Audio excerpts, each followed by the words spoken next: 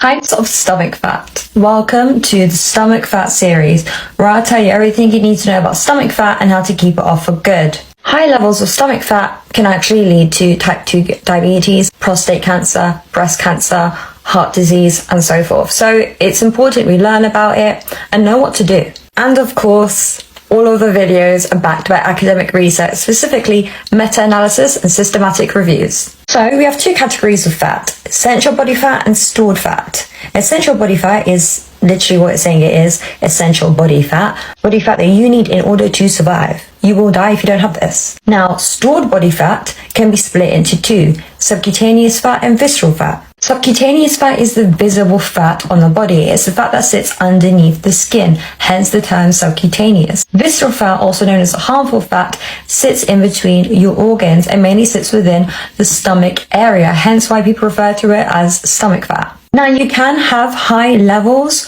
of subcutaneous fat and it can lead to health problems. However, visceral fat is more concerning.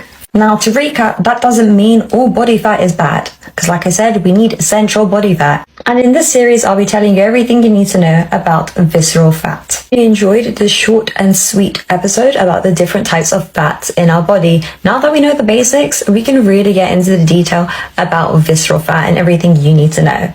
Welcome to the stomach fat series, where I tell you everything you need to know about how to lose stomach fat and keep it off for good, all backed by academic research. If you're new here, go check out episode 1, where we talk about the different types of fats we have in our bodies. To recap, we have essential body fat and stored body fat.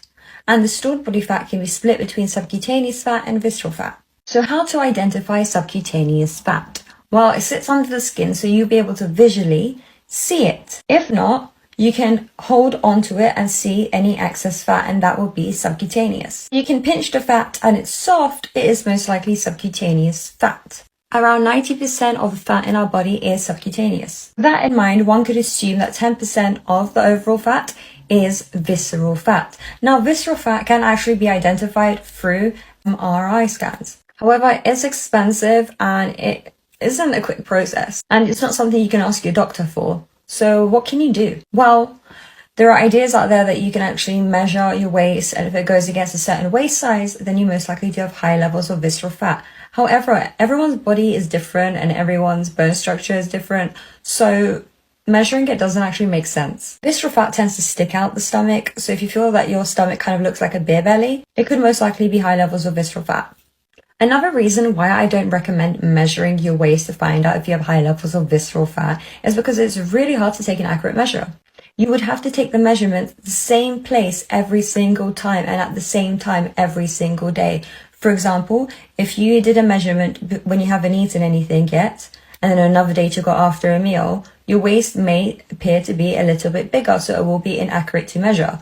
So it is a bit unrealistic to expect everyone to be able to take a tape measure and measure the exact same spot every single time. In addition to this, there's lots of things that can affect your measurement. For example, what you've consumed that day, if you're bloating, if you're on any medication, there's just so many factors that measuring it isn't really the best indicator. So it is a bit hard to figure out how much visceral fat you actually have. I think if you also have a lot of muscle within the stomach area from doing weighted ab exercises and so forth, then that could also skew the results. You know you can spot reduced fat, right? I'm not about to say psych or no bullshit. You generally can spot reduced fat, specifically stomach fat.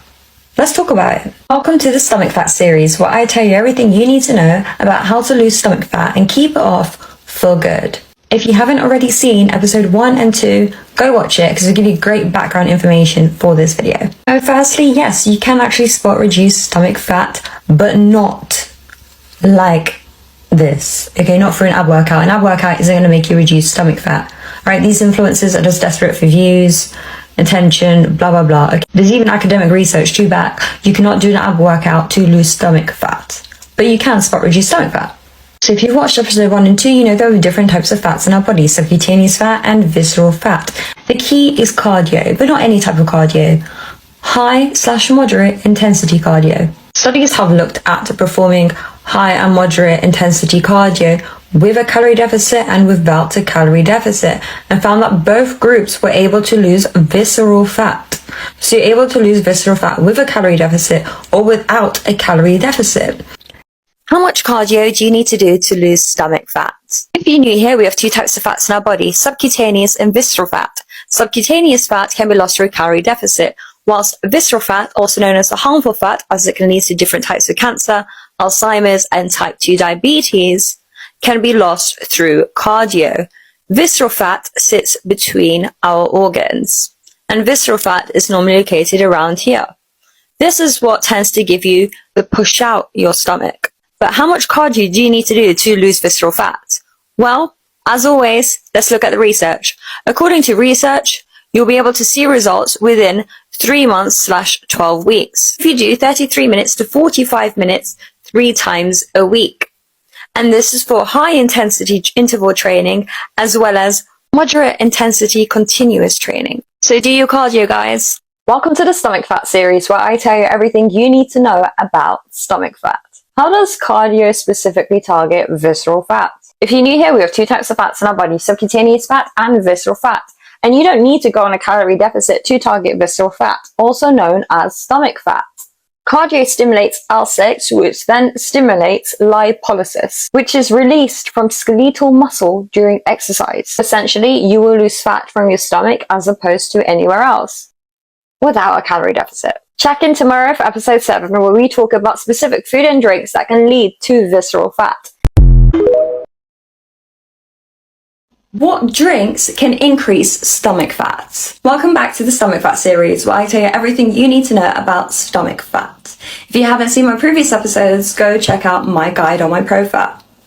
Now, disclaimer, by reducing the intake of the certain drink, it doesn't mean you're going to be in a calorie deficit and then that's how you reduce stomach fat.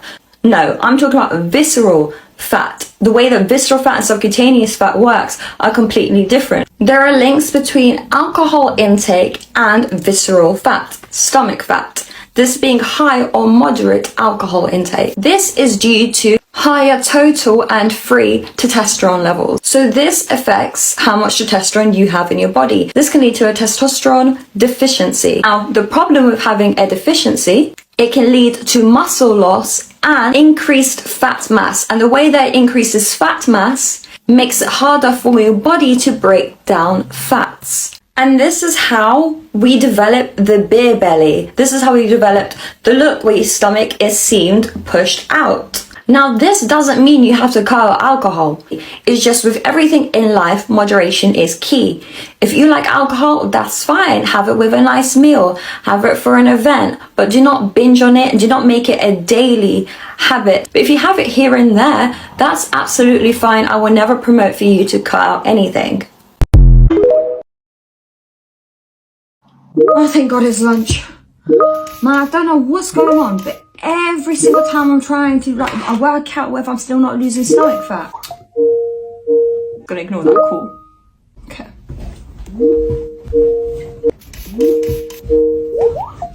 Look at my teeth are so busy. Oh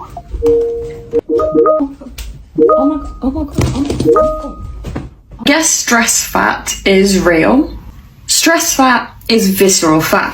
Welcome back to the stomach fat series, where I tell you everything you need to know about stomach fat. So we have multiple glands in our bodies. Glands produce and release different types of hormones, and all these hormones do different things. The glands we'll focus on in this video is the adrenal glands. This is located on top of the kidneys, and it produces various hormones, and one of them is cortisol.